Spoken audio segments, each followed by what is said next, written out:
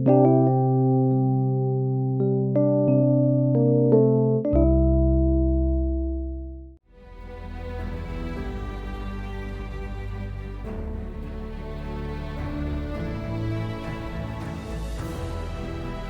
different bubble of reality is true.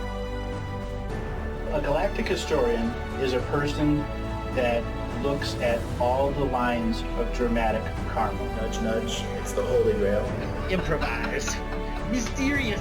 It's counter psychic intelligence. Why is DNA farming of this star cluster so important? Because we do manifest our reality. We do create our reality.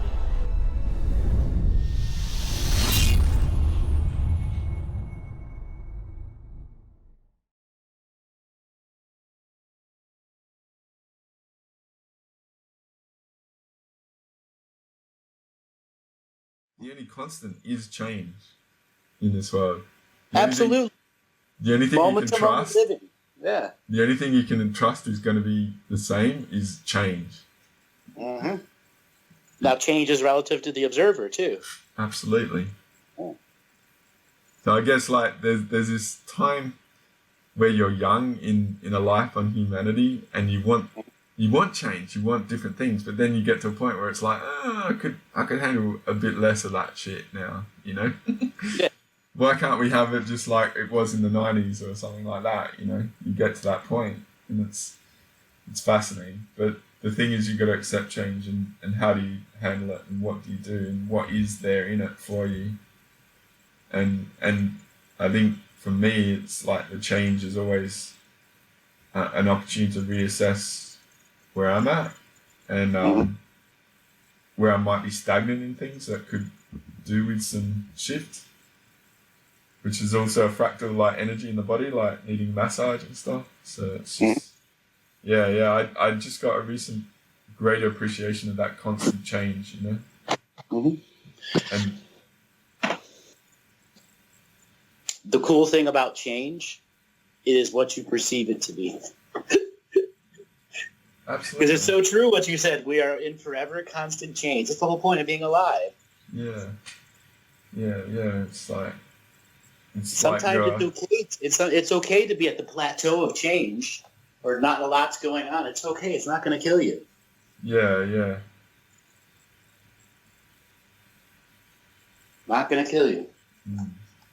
All right, so I'm gonna push the little envelope here. You want to take a break and get something to eat first? We left it with a big matzo ball. Yes, I'm feeling rebellious. I'm feeling rebellious. I'm trying to decide how rebellious I want to be. All right, so a while back we were talking about how information is just being recycled. Okay? You know, how information from the 2012 that never came true is being recycled. So the new thing in this conspiracy narrative, or that industry narrative, is they're calling what they're called a great solar flash is coming, which is the same thing Ed Dames said was coming in 2012, 2013, something like that, and it never came. The big solar flare is coming. We're all going to get wiped out, and it never came. Now, you have a variety of communities that try to confirm each other's theories. So you have David Wilcock talked about the solar flash in the 2012, 2013 area, and then he brought that idea back up, and then all of a sudden Corey Good's talking about it, and all the other talking heads start talking about the solar flash and the Great Awakening, that the event is coming again. And then you have all these other ones that confirm and affirm the same junk and garbage that's been going over and over again. Yeah. And one of the classic ones is they saying that there is a fence around this planet. Now, I have said this on my radio shows before, but what I haven't said is in 2015, the fence actually came down. Actually, late 2016.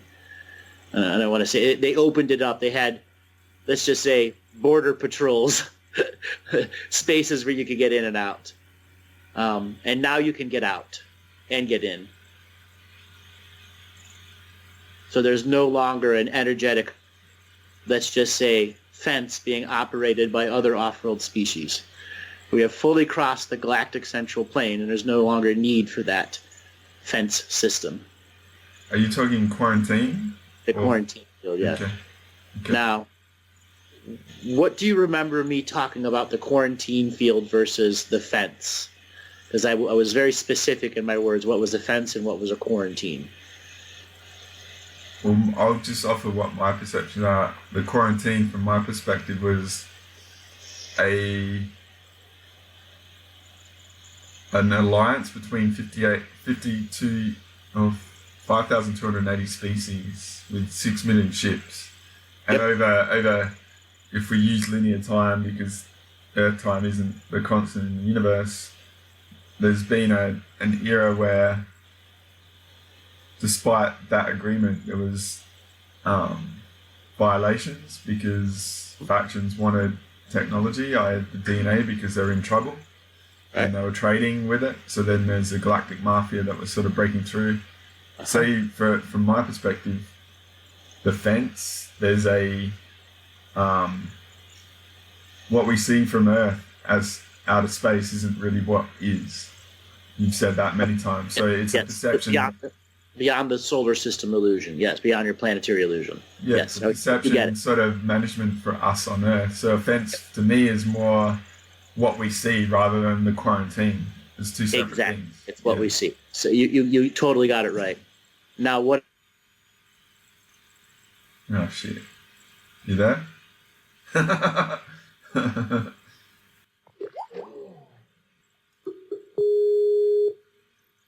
Alrighty, so I think you're about to unleash the truck. Yes. So, so I was just saying a variety of presenters that are using this idea that a species is here to protect us and help us through the great darkness of change. Blah blah blah blah blah blah. I could set it up again, right? Because you mentioned that there's potentially some solar activity that's going to have a negative effect, and that goes back decades now. Yes. And you mentioned Ed Dames, and before I met you, I went very thorough on Art Bell's.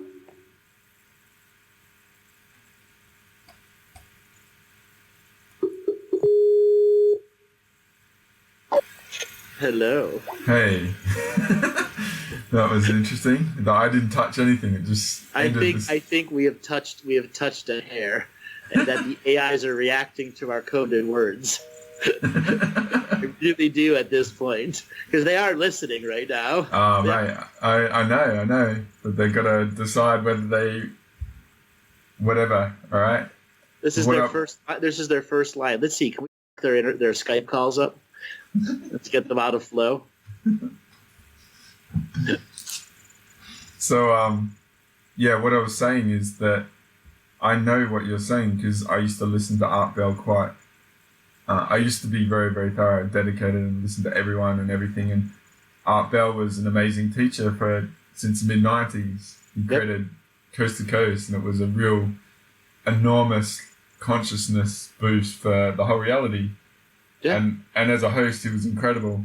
And Ed Dames was one guy, and he was like a remote viewer, trainer sort of thing, and had a good relationship with Art and created this whole concept called the kill shot from their remote viewing into the future perspective. Yeah. That the sun was going to have a solar flare that would knock out everything. And it's a bit like the movie Knowing with Nicolas Cage. I actually really love that movie. It's really interesting because it had a bit of a soft disclosure of like the BP oil disaster in the Gulf, because it was a year or two before that, and they had this Gulf oil issue, and it was quite interesting that they had that. So but what you're saying is that this old play is being regurgitated and resuscitated a bit like, say, dare I say it, the flat Earth sort of concept. So it's getting its merit and being pumped up again into the global narrative in the conspiratorial community. And you had something to go on that, mate. So what I was going to say is the aspect that the industry is trying to say that there is a big quarantine around the solar system that nothing can get in and nothing can get out is no longer in existence. Everything can get in and out at its will. A significant portion of the fleets had to leave as this solar system was crossing its galactic central plane. It's key and vital to understand that of the 5,000 plus species that are enforcing, what form of a change here is, they also understand that there are waves of energy that their density of species can be very harmful to them at their aspect of expression. Okay. We are going through a different change, one that's a signature frequency match for us. And there are parts of space that we're moving through that their fleets cannot stay in our actual solar system. So they can no longer enforce that total surround. I totally understand this, mate. I know. I can go into it with you as well, but you keep going. So all the other negative species also, they can't get in here now. Now there are these windows where fleets can be assembled and a whole bunch of stuff can leave this solar system very fast. And we're in a time now where we're having extended low amounts of sunspots. Low volumes of sunspots means there's not high portal activity. That means there's not humongous amounts of vessels going in and out. So when you see sunspots start to come back in regularity, that is when you know the sun is being used as a targeted location to create faster than light travel portals, dimensional rift portals, because that's what the suns do. That's their mass capability in connecting and interconnecting for travel. Yeah. Now, there are other types of engines that don't use suns. They use a time travel based process, but they also are affected by their actual place that the star is in the galactic and universal rotation, because that determines the frequency of time that they're going to re-enter in different eras of light.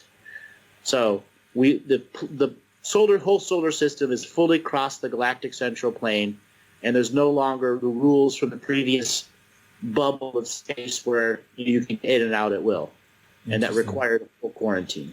Yeah, in the Galactic History 2013 with Lance White, you said that it was our consciousness holding back and Mars was holding it back. So what you're saying is that there has been a shift to our higher vibration density, whatever you want to...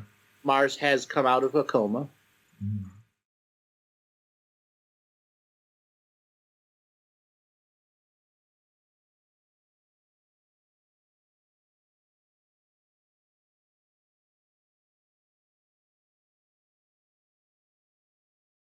Now that also has to do with Mars. Correct.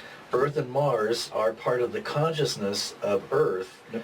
And so we are the ones who are raising our consciousness.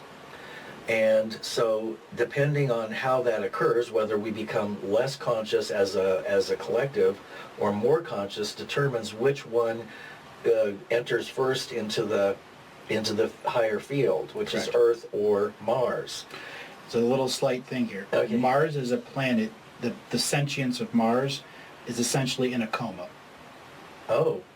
I've talked about this in another show a few times. I don't really talk about it a lot, but Mars was essentially dead, and then it was teleported into the Galactic Ascension machine, and all the people on it were sent to triage planets to be healed, and then souls went into Mars to bring the planet from death state to suspended animation state, and then all the people that were in triage centers were brought back and turned into planetary healers and took the contracts of the planet over, because the planet was a mass technological system that spread defensive tools of domination and control, weapon tools of domination and control.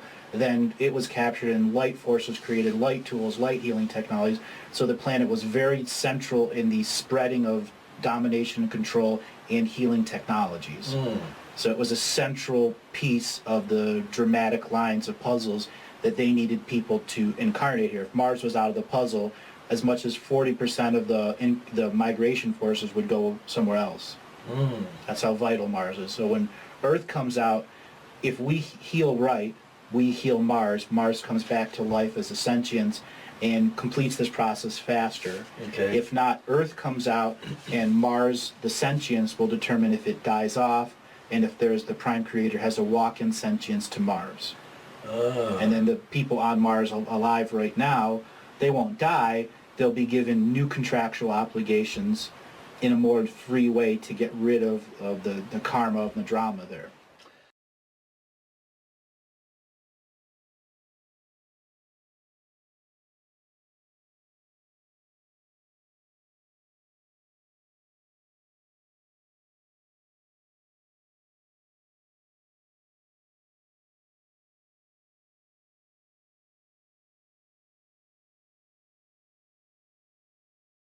Mars is the big story.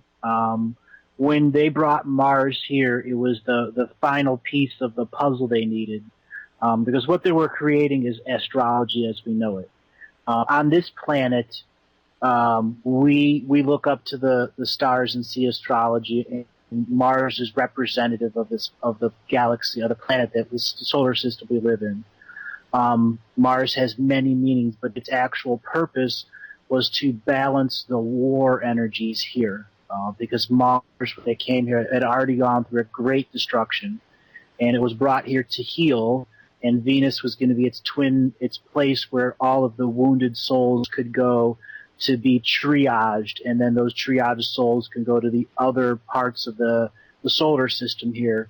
And then as Mars planetary consciousness began to pass on, they performed a very powerful psychic surgery, and a number of the other planets here gave up a big portion of their soul groups so that Mars itself as a planet could stay coexisting in this solar system. And because we did that, we gave it a transfusion of soul life. Mars was soul-bound in contract that all life that ever lived on it, fought for it, and existed with it would now have an opportunity to come back and balance its karma. So Mars is the great liberator of souls that are stuck in middle areas with no way to balance their karma, that dealt with the negative wars that were around that planet when it's an original galaxy. So it's really like, how do I put it, the place that really expands the amount of souls that can incarnate into this vibration and to find balance and grow and be a part of this co-creating system that is our solar system, not just Earth. Earth is where we go to graduate to have our galactic passport. Once we graduate here, we go to the moon for an education time. The moon is the great educating thing, and it allows your highest dimensional versions of yourself to explore and co-create with itself to determine what it wants to do in the next 3 galaxies. So on Mars itself, there's remnants of 24 different species. All of them fought and beat the heck out of each other until finally they used the worst interdimensional weapons on each other and timeline wars until finally it was stuck in a paradox and all the living life on it lost its anchor point, and all of that life was sent to an infinite point in space and is just lost until finally it found a new home after millions of years floating in space until some dust came by or comet came by and put it back on track towards another planet. It's the place of wayward and lost souls.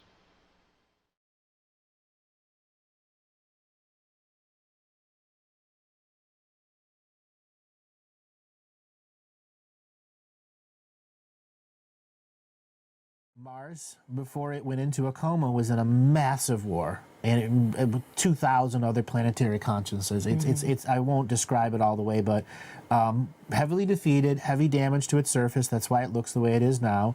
And then the higher energy density light beings essentially came in with emergency medical planetary technologies and moved it to here where it is and set it up as part of a triage center where they could bring other souls and start a big healing process, but the planet itself went into a coma.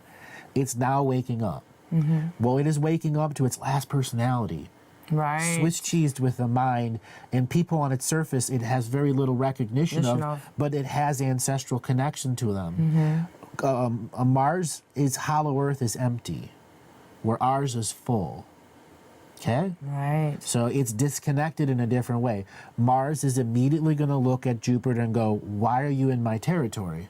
Yes, because it fell asleep or it went into a coma, still in war status, war mode. That was the last known stream or memory, as we call them here, but it was the last stream that was running through it at that time. So everything that astrology has told you about Mars is going to change immensely. Immensely. Astrology is an 85% way of predicting soul streams concepts. Right. And sometimes the reader is really good because they have extra psychic talents that they're using. Astrology, it's great. It has its ways of expressing, but now it's going to change. The literal expressive energies of Mars are totally different. Now it's a matter of what higher frequency beings are going to counsel Mars and what Jupiter is going to do in return. Jupiter's had free reign for 54 million years times 4 to do whatever expression it's wanted. And why necessarily always Jupiter to Mars? What about our other Because planet those are the logos? sides, that's the best way to describe it. Mars was in one part of the universe, kicking the crap out of a whole bunch of things until a bunch of them rose up and beat them. Jupiter started out as a planet that was supposed to be rescuing planets that were in destruction, and then it just decided to become a war planet. And it began dominating other sacred feminine planets and putting together a harem. Okay, well, Mars, Mr. Male Planet, wanted to go over there and free the women. Right. So it is that type of expression. So as soon as Mars starts to stir, Well, you got my Jupiter's going woman to- in your harem. That's Yeah. the easiest metaphor I can give. Jupiter's going to have to come up with some pretty nifty moves. Right. It's going to have to It's going to be two-step. interesting. Yes. One step, two step, one step, two Move step. like a butterfly and Dance sting like like a a bee. bee. Exactly.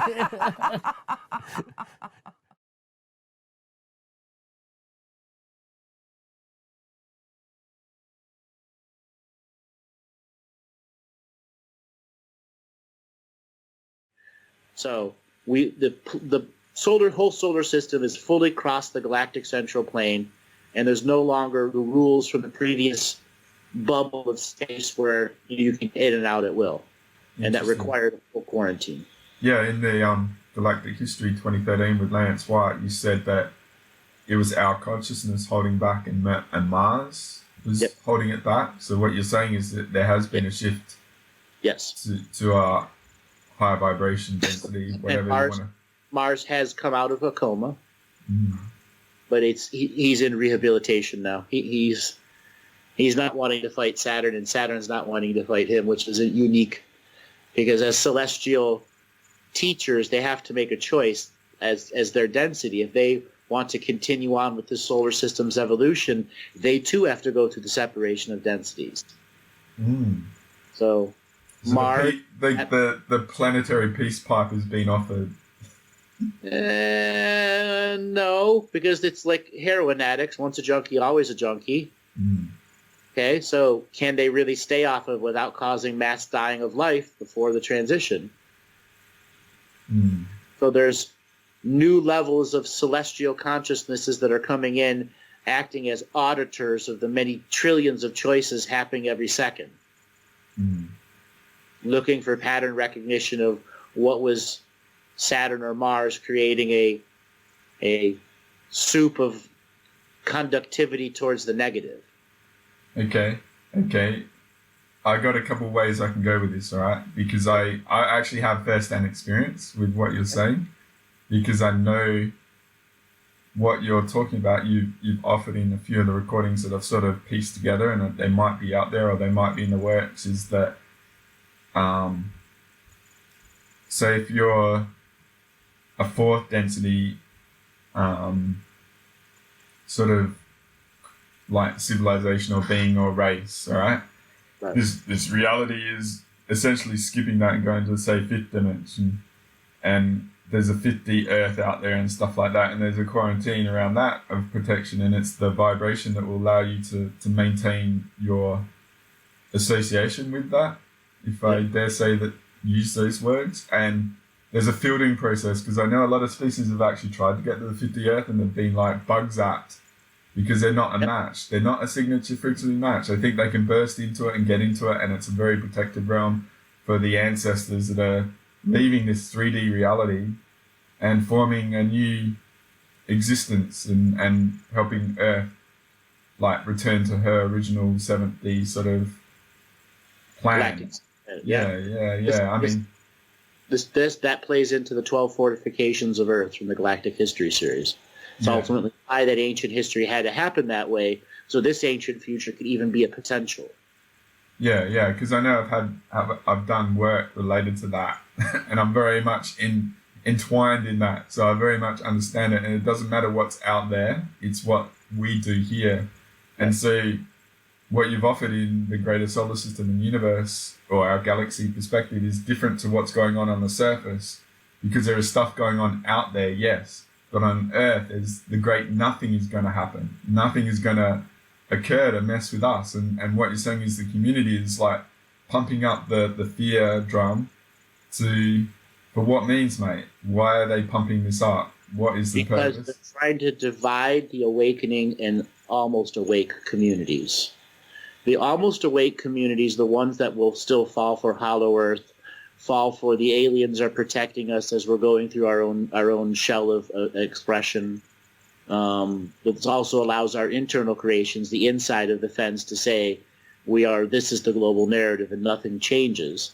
So the awakened, who have come to realize it's still heart space, awareness, forgiveness, love, and all those other expressions of placebo belief that create consciousness, that has rights as a sovereign being, and that's not just the two-legged human beings, it's all the other sentient beings on this world. And the awakened beings want to create a separation of densities where everything can be acknowledged, and that we all have a common moral code of do no harm to other sentient kind, whether they have legs or don't. It is interesting in relation to the sun, all right? Because I'm in April the 11th, 10th, 2018, and we've had in Adelaide, Australia, we've had the 3 hottest April days on record. And so the sun activity is quite interesting at the moment. The very first video I ever released was an Ian R. Crane segment from a lecture series he did with Vinnie Eastwood in New Zealand, and it's related to the sun. And the whole theme about where we're a victim of, say, externals, and like the sun's going to wipe us out, like that movie The Knowing that I sort of said, is the whole thing about the sun is that it's an ally to me, and it's about assisting us and our consciousness, and it's about soul migrations to the earth, like, because this is an incarnation war, and they come to the South Pole, and you've always said that the South Pole is where the incarnates come, and the ancestors are on the North Pole, and we talked about South Africa and Antarctica, mate. So is there anything related to that in the sun? Well, yes, because there are, let's just say, deep subsurface caverns that have founder race technology that allows a physical being to be transported and transmuted to an energetic being, to live in a bubble of reality that exists inside the sun, so that they can operate with higher frequency, higher density beings in a form of a energetic commerce or bazaar, to attract personalities, physical and non-physical, in the ocean of awareness or the sea of consciousness or the individual planets that are running societies. Because they think at that massive scale, if they're going to populate worlds, then they want to have organic evolution within the world. They need to encourage natural migrations or encourage unnatural migrations here. Yeah. I guess me linking up the sun and South Africa and what you said is a big stretch right now. And well, no, there's more. It's still, if you're going to control the future generations, that means this generation of the now determines what's in the global narrative. True. And it's where the subsurface, surface, and off-world species, they all have we'll just say, they all have their bases in the same area for a reason.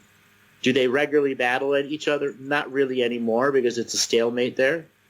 But they all talk to each other. They still have limited trade between each other, because it's the handful of the places the subsurface elite and rulers meet the surface elite and rulers, as well as off-world elite and rulers.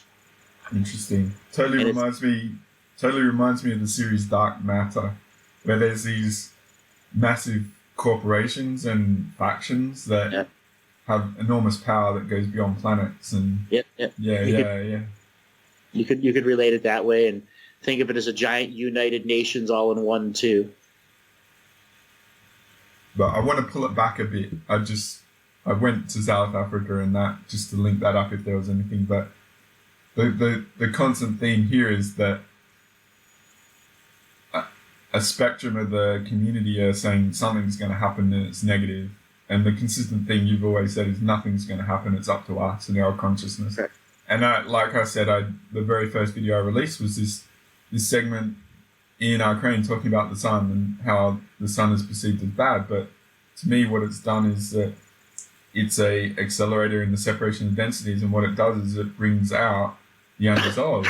It bubbles the unseen in me, my emotions, to the surface. So I've got to actually face it. It's like an energy boost and energy healing that works on my shadow. And these players are playing to the shadow, to me, all right, in the community. That's what it feels like, mate. Sure, but those presenters don't realize that. That's the ultimate part. The choice of presenters, topics, and content is their choice. And it has their placebo belief reality behind it too. Then you have presenters who, because they have so many shows or interviews per week and per month, they can't talk about, they have to come up with new content. Yeah. And sometimes they use these other stories as content filler that become background marketing techniques, which is always tapping the fear through the clickbaiting. That's basically, if we're going to clickbait, I mean, heck, I should just, take a statement and just do a show that's all clickbait. Yeah. Okay? You should pay all these like organizations that boost stats, mate. That's what you should do. Because there's whole organizations out there that you can pay that actually boost the stats of what people see. Right, and that's commonly done in YouTube and a lot of the other engines too. And it comes down to, I've organically grown to where I'm at and not had to do that. Everything is organically grown. Why worry about the perception? Yeah. If it is the core truth of what's going on and people can't get it, well then it is what it is. What can you do? It's a free will choice, We're all signature frequency expressions of the moment. And everyone that comes and goes is that expression of that moment.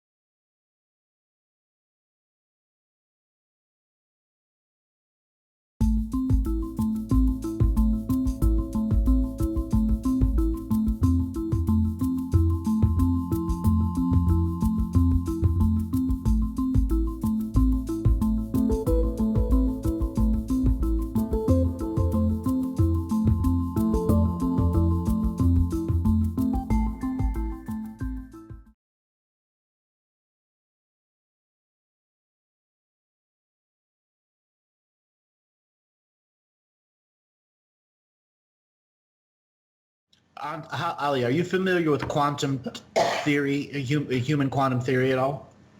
To some extent, depends where. All right, have you heard the term "the cat in the box" by Schrodinger's cat? Cat in the box. No, I haven't. So if there is an observer watching something, they can interfere with it. But if there is a cat in a box and there is no one there observing it, how do you know if the cat is alive or dead until you go and open the box? Quantum entanglement. Correct. Okay? So we're at a state, what you're describing is quantum disentanglement, which is something that I layer into my spiritual contract revocations. Quantum disentanglement. When one is aware, fully aware and engaging in the ability to observe time, you are influencing it in some way, shape, or form. Even if it's just as a basic waveform of time, like I was describing, and you're just a piece of white noise in the background. It doesn't matter. But if you make a splash into time, what are you doing in what I call socially agreed time? You are quantumly entangling into another social agreement and trying to change their social agreement at a collective level forced choice. So it's collective forced evolution. That's That's the uniqueness of the game being played here. And Andre, I've never said that out loud before. So don't bother searching for it. Well, I mean, like, I get it, because you've sort of planted that with me for a while, but one of the videos I actually did just before Christmas, you had Dale call up during one of the first Galactic History shows after your event, 2013. Yep. And he called in about, is it okay for me to change the frequency of the water in this creek that's going to influence a lot of people? And you actually said, no, you'll be violating their free will.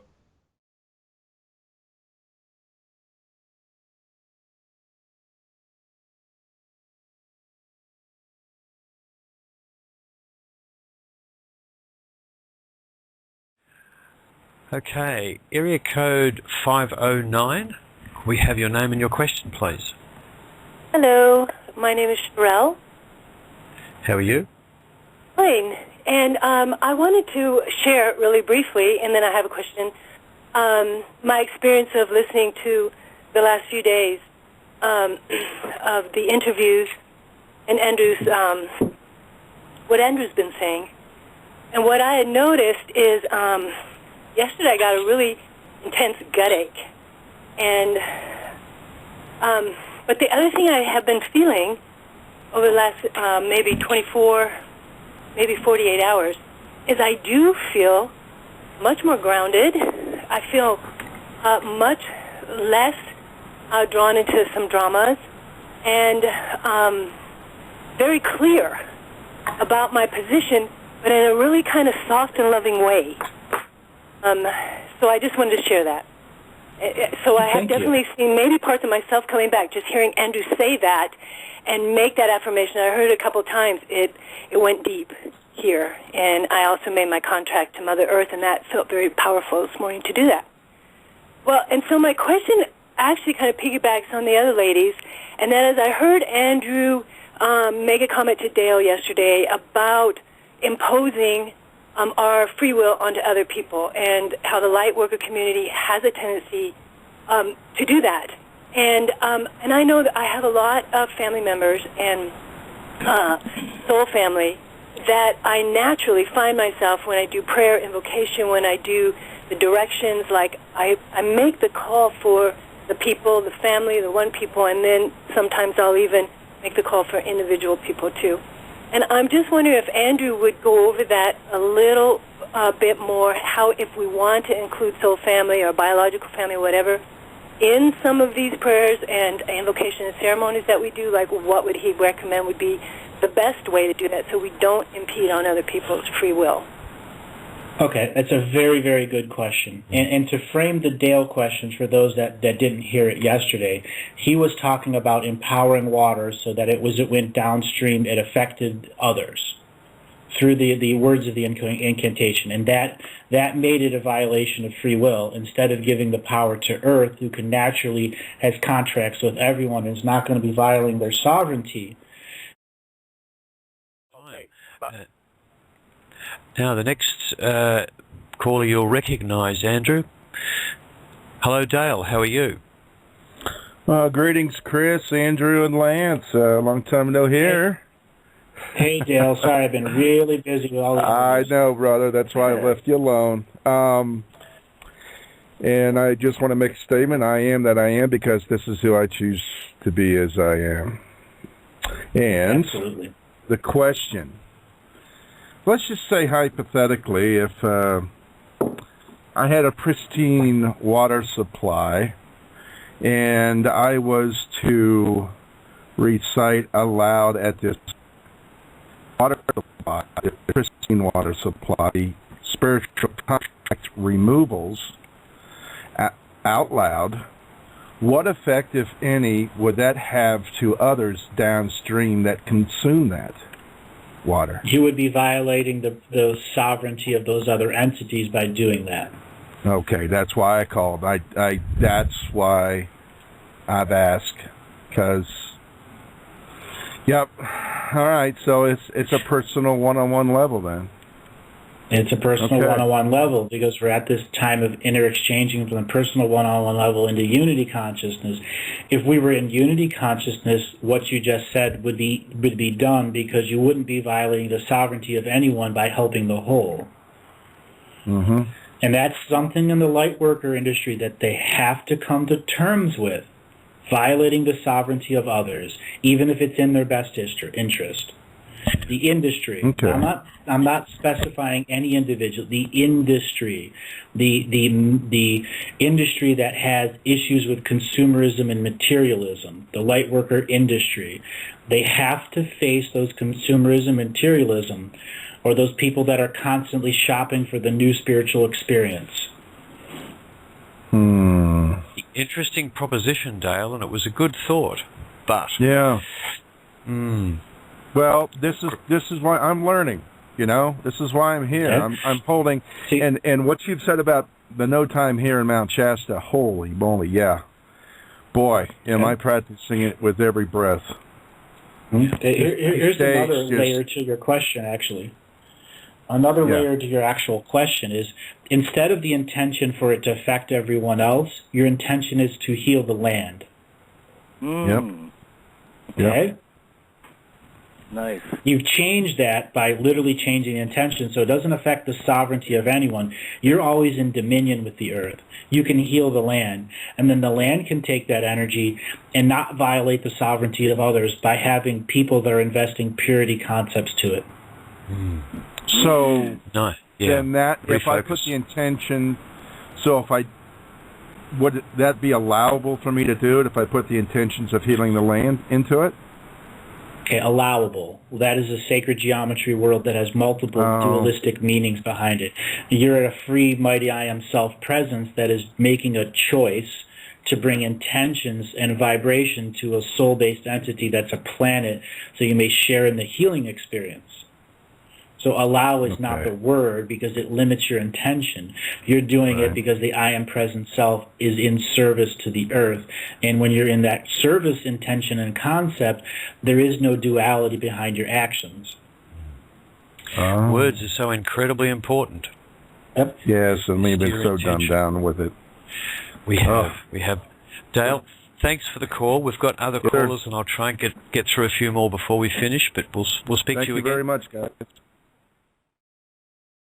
And I'm just wondering if Andrew would go over that a little bit more, how if we want to include soul family or biological family, whatever, in some of these prayers and invocation and ceremonies that we do, like what would he recommend would be the best way to do that so we don't impede on other people's free will? Okay, that's a very, very good question. And to frame the Dale question for those that didn't hear it yesterday, he was talking about empowering water so that it went downstream, it affected others through the words of the incantation. And that made it a violation of free will. Instead of giving the power to Earth, who can naturally has contracts with everyone and is not going to be violating their sovereignty, in the situation of prayers, internal and external, that's a really tough one. When you know people on a spiritual level, they generally have at some level have given you permission to pray and work with them. But it's a personal understanding that some people shamantically can go very deep and do soul retrieval with their prayers. And that can be positive, but it also can be negative and neutral at the same time. There are some people that don't realize how powerful of a prayer person they are, and they can literally do a soul retrieval on a person who's not ready for it. So to answer your question, what do? You ask their spirit guides to be present. You ask their ancestors to be present during that prayer for them, or you just make sure the prayer structure brings the ancestors and the earth in communion with your prayers, so a right and perfect action is followed through by all the mighty I am selves in love and unity. Okay. Wow, that's beautiful. That is beautiful. Yes, thank you. Okay. But you might want to. Sorry, Cheryl. I was just going to make the comment. Andrew, would you mind repeating that last statement so that anyone who's taking notes, and there will be people out there, they can write that down because I think it's important. You ask all of their spirit guides to be present, all of your spirit guides to be present, all of the ancestors of those people to be present, so that there can be communion and union with the earth, so that all right and perfect situations come forth from these prayers. I know I just kind of changed a little bit. Each and every time I get into a flow like that, it's me revealing a little part of my own personal prayer system. And there are times that, not only do I use the spiritual cord of equity because it's a way to speak your sovereign truth, and that sovereign truth isn't violating the sovereign truth of anyone else. When you when you actually invoke the cord of spiritual equity, do you have to specifically invite these I'll call them entities. The purpose is there has to be something to hold space. Mm-hmm. And the term holding space means beings that are coming in unity with the essence of love, compassion, forgiveness, hope, inspiration, and all those other things that aren't there to dominate or control. They're there to hold space for a person to speak their personal, mighty I am self truth. It starts with the ancestor spirits of you, your DNA lineage ancestors, the other soul ancestors who are not incarnated in this world yet, the Mother Earth, the animal spirits, the whales, the spiders. Everything is a part of that when you choose to bring into it. At that point, the occupation of the spiritual court is to hear you. And then you invite in the earth to help you find remedy and resolve in your situation while you're creating the spiritual court of equity.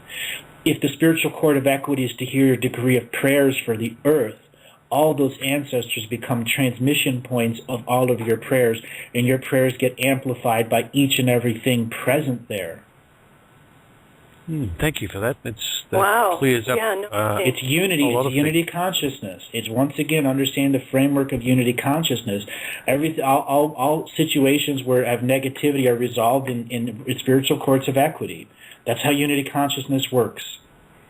Yeah. Oh, well, and I just have one more quick question. You talk about the earth a lot, and I was just reading a lot about the Hopi prophecies, and one of the things that the Hopi children have told Caucasian adults that have passed through, that they're taught not to look at the sky.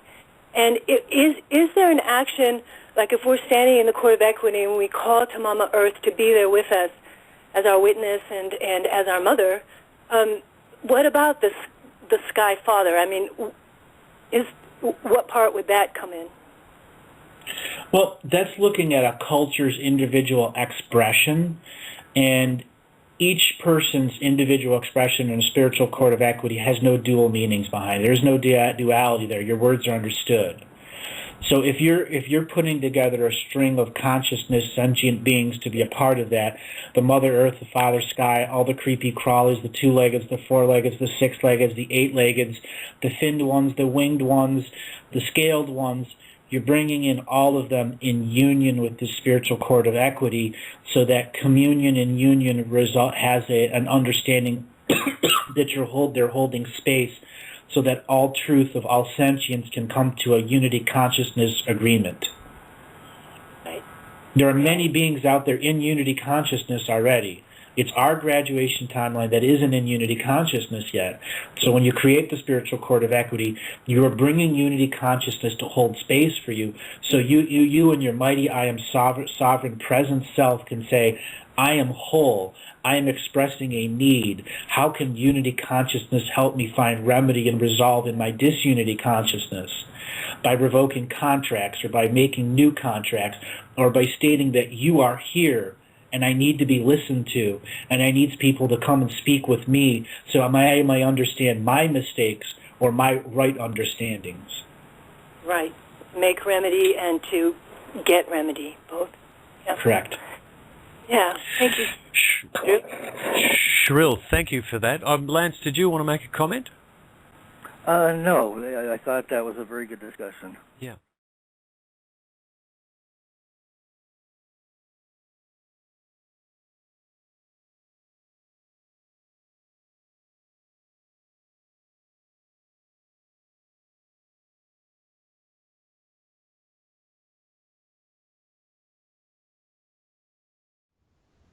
And what you said to him was the key is focus your intent on servicing Earth. Focus your energy into servicing Earth, because she has contracts with everyone. So if you feel like you want to change someone else's journey, then you're potentially creating karma for yourself because you're actually violating them and their own unique expression. And that's, I've operated like that for a long time, but that's why I created that video, because I don't feel people actually get it. No, they don't. So anything that you feel that another should change, I mean, to me it's like you're setting yourself up for karma because you're actually wanting to do something that may be in violation to that sovereign journey of that individual. And and for me it's like, if you want to be the change and you want to instigate change, you do it in service to Earth and then see what happens, because then you actually complete the circuit and then the change actually happens and you're actually just operating in your frequency, and that's all that matters, you know? That's actually the secret of how this reality works. To me, it's like you don't actually, if you have an instance in you that you perceive that something external to you needs to be changed, you can actually empower that to not change. Because that's the backwards bicycle. That's where things are upside down, you know. That's the upside down, inside out world we live in. Because what you don't So invitation. and you want to change, you create, you know. That's the negative placebo, you know. Yep.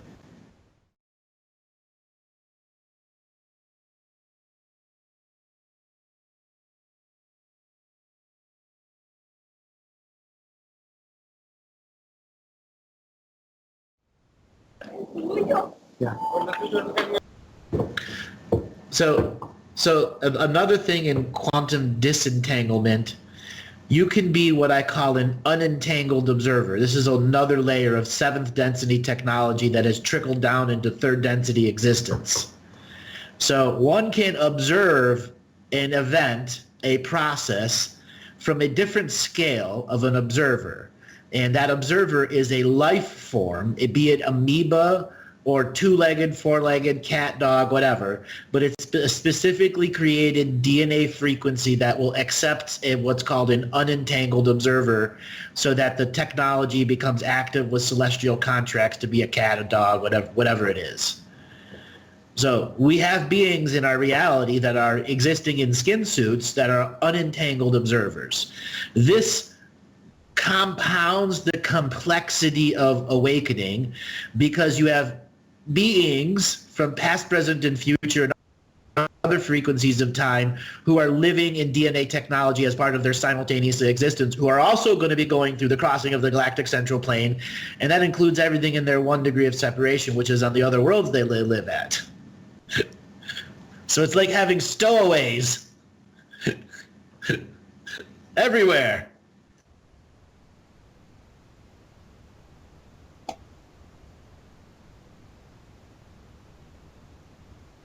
Yeah, I lost him. I lost him on that one. They're like, huh? No, I'm here. I thought the connection might have dropped. But yeah, I'm trying to process that. So you were talking about a seven-dimensional technology. It's interesting because we had a glitch in the Matrix as soon as you said that. I kind of forgot and we got lost, so we got to go back into it, because that's the key to, that's our cheat sheet basically. Yes. That's what you can do to get out. So can you repeat that so we can all remember? There are unentangled observers that live into our reality. And unentangled observers are simultaneously existing somewhere else that have figured out how to make a light stream shard of themselves and go into a specific DNA frequency that is meant to accept them as an unentangled observer, meaning they're no longer using the standard quantum theory rules that exist out there, because their density is, or dimension is so high, they are not limited to the forms of perception of quantum mechanics in any way, shape, or form. Now, those consciousnesses are still entangled at a different frequency, but they're unentangled on our frequency. So it's like having stowaways in our reality, who many of them are using this technology. We'll say illegally, meaning they haven't learned the mantle of responsibility that comes with that form of, DNA interactive technology, because what quantum unentangled observer technology is a way for, let's just say, the original or one of the original clan of founder beings, a way of entering its experiment of consciousness and thought constructs and to see how well it was working inside without interfering with it. I would say yes, yes, yes. I got it. It's like imagine a ray of sunshine, and that's us, you know. And then one ray comes down to this reality, but I'm not this alley sitting here. I have some versions of me in different universes, some versions in the source, some versions some other place. I choose to come to this matrix of entanglement, and even death of my body or going out of this doesn't mean anything because I live somewhere else in multiple dimension and multiple versions, I mean many different locations coming from the same source. Thus you become just an unentangled observer, and you can operate here as a kind of like an eagle's eye. You can see yourself for who you are and be in other places at the same time. Right. Just have, like, even this reality, I can't even explain it because this reality doesn't even understand this. Well, I can't even tell it. The movie K-Pax sums it up to me. Yes, love that movie. But it's like So the dimensionals are being out-dimensional. That's yes, the dimensionals are out-dimensional. So there's one more layer I want to add there. I can't crack the reality on this. So you have come to a point where we understand the law of one, but there are times where consciousness in its desire to advance itself rapidly has gone forward in time or backwards in time and connected to another source before source did something.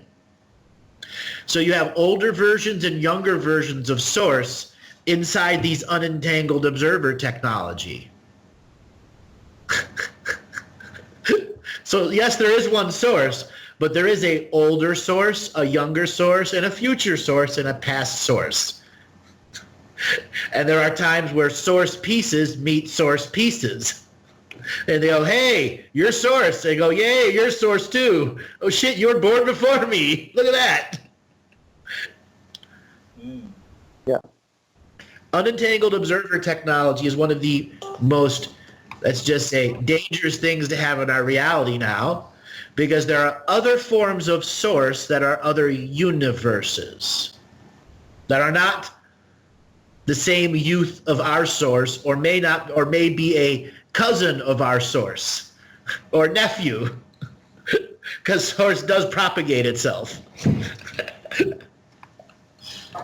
What about the different, like you've sort of suggested that, say, this universe, for instance, went from non-free will to free will, and the other universes aren't all free will, Yeah. Even though they're unentangled, do their perspectives, like, have an influence?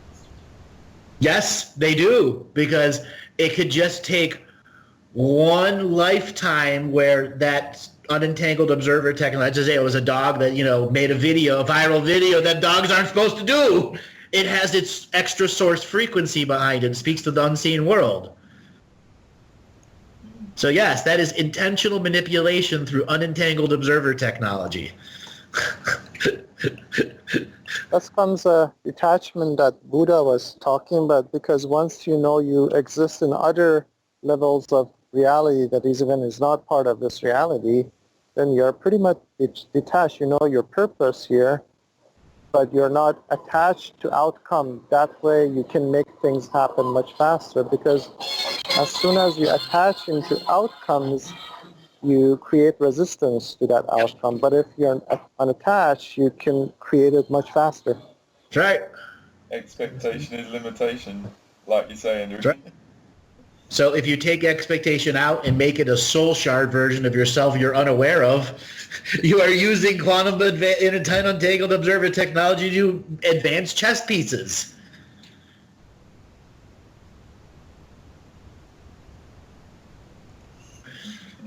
Yes. Yeah, this technology needs a moo ha ha ha ha ha after it.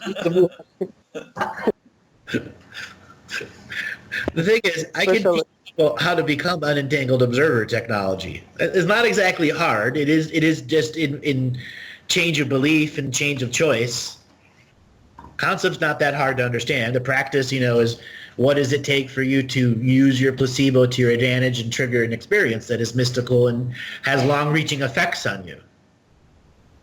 Well, for me personally, like the concept of unentangled observer is actually feels the most efficient way to exist as well.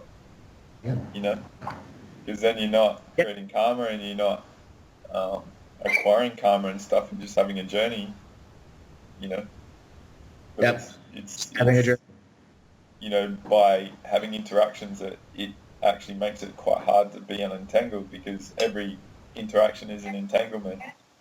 So how do you navigate?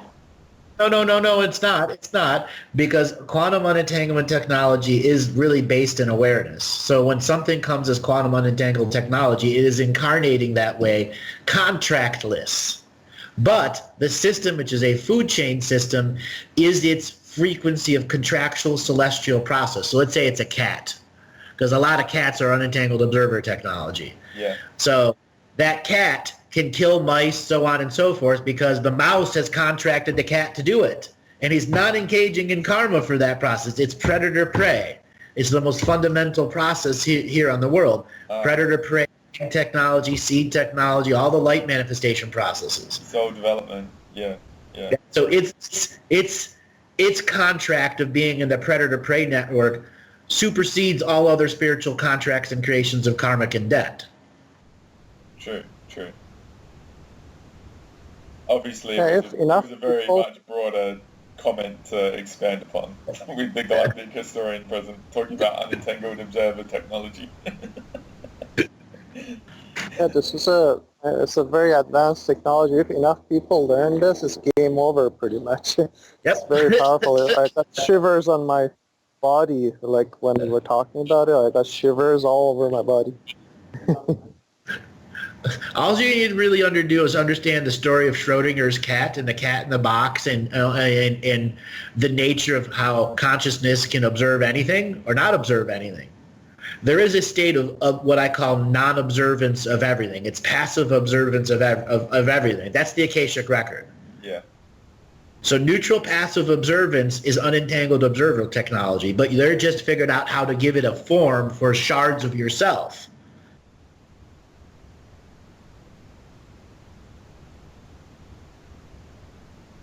And every one of us lives in different realities, and we can even tune into it. Just like you can go in and out of your own phase and go into a different reality and come back to this reality on your choosing, whenever you like. Yep. And simultaneously also. Yep, simultaneous existence. That's the level of awareness one chooses, because you are simultaneously all your past, present, and future selves existing, because we're just in a socially agreed time right now. There is other frequencies of time, but right now we are just socially agreeing to this Roman numeral time.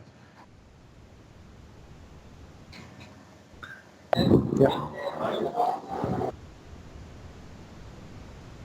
So in 2014, I started New Earth 0 Point Time.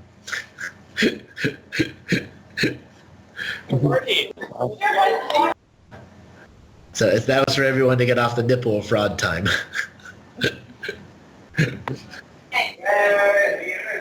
So the other thing with unentangled observer technology, they can perceive hundreds of frequencies of time simultaneously. So their psychic experience is much vaster expanded than ours. So it is a way for ascended masters to entangle with processes. And so the majority of the ascended masters were kicked out a long time ago because they were the metaphorical cooks that were trying to open the door on the chocolate souffle too early.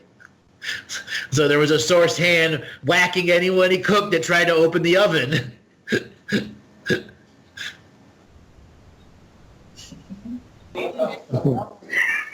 So was it too early for them to open up the, make the change, or was it?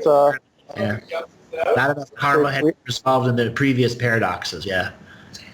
So we had to go into a divine timing where we pass the galactic horizon, and then we're ready as a collective and do it then. Yeah, I call it the Galactic Ascension Machine, where all of the light beings that had been naughty and affected the other people really badly, they all came into a singular process where Source, in its many versions of itself, created a way to rapidly reduce karma in 1 or 2 or 3 galactic cycles of time. And that was to force everything that had created this form of time travel karma to have many of their simultaneous existence in one solar system. So that would be a machine of karmic resolution. Yeah, we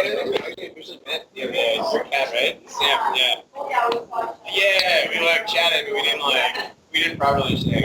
Yeah, we gotta teach this to a lot of people because it's gonna free them for, it's gonna help. So I've been saying this stuff. I've been saying that stuff since 2013. Actually, in 2012 too. Wow. Yeah, it's a matter of do they truly get it? Yeah.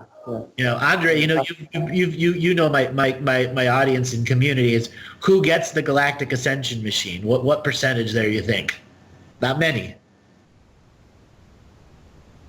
Like 1%, if that. Yeah. It's that. Well, I mean, to me, it's like the biggest gap I feel is like the soul level of who's occupying the skin suit. There's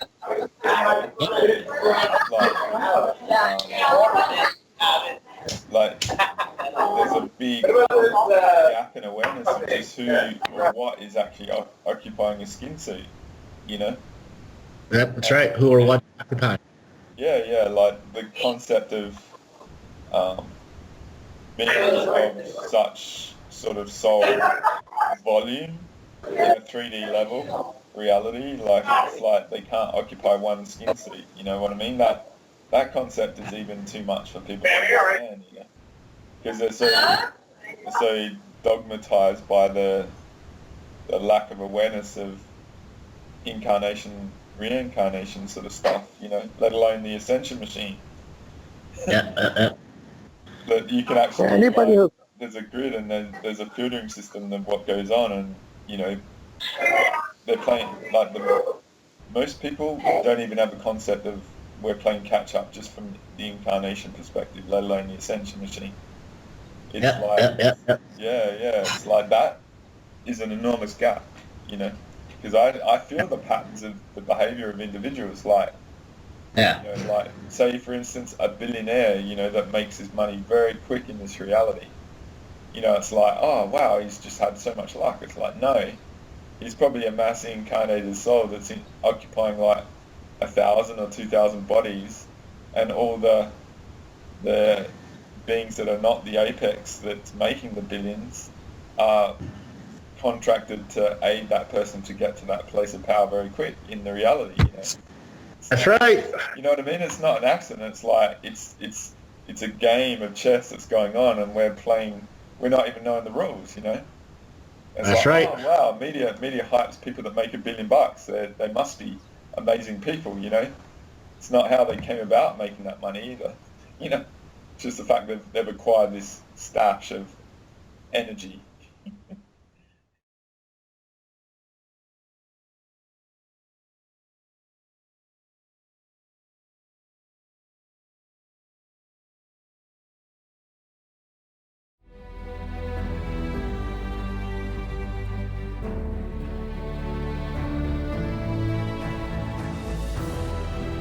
Each different bubble of reality is true. A galactic historian is a person that looks at all the lines of dramatic karma. Nudge, nudge. It's the Holy Grail. Improvise. Mysterious. It's counter psychic intelligence. Why is DNA farming of this star cluster so important? Because we do manifest our reality. We do create our reality.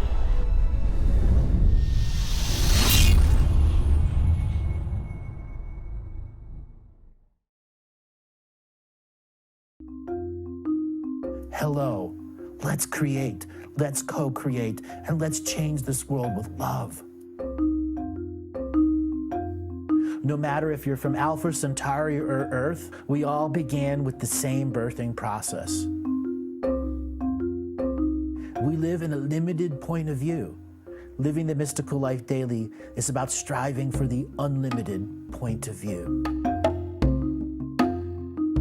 Each day, each human being gets an infinite amount of choices. The level of awareness that you are working at means you have a responsibility to be equal with it. How does one truly let go of expectation?